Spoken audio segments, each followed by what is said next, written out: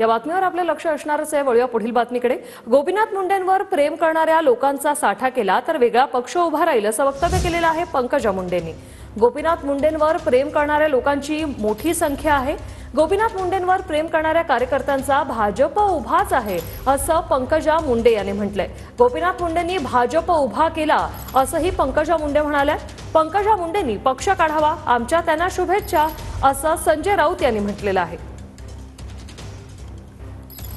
मुंडे साहेबांवर प्रेम करणाऱ्या लोकांचा जर आपण एक साठा केला तर एक वेगळा पक्षच उभा राहील, इतकी मोठी ताकद मुंडे साहेबांच्या प्रेम करणाऱ्या लोकांमध्ये आणि एवढी मोठी संख्या आहे।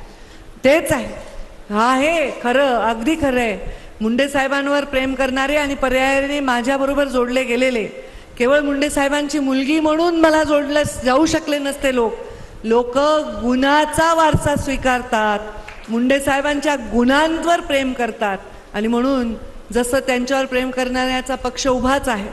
मुंडे साहेबांनी भारतीय जनता पार्टी पक्षच्या जन्मापासून काम केलं आणि तो उभा केलेला आहे। स्वतः त्यांनी पुढाकार घ्यावा ना। गोपीनाथराव मुंडे यांच्यावरती आमचंही प्रेम होतंच ना। युती उभी करण्यामध्ये, टिकवण्यामध्ये त्यांचंही मोठं योगदान होतं आणि आता पंकजाताईला वाटत असेल की एक नवीन पक्ष स्थापन करावा मुंडे साहेबांच्या विचारधारेचा, तर त्यांनी नक्की पुढाकार घ्यावा। त्यांना आमच्या पूर्ण शुभेच्छा।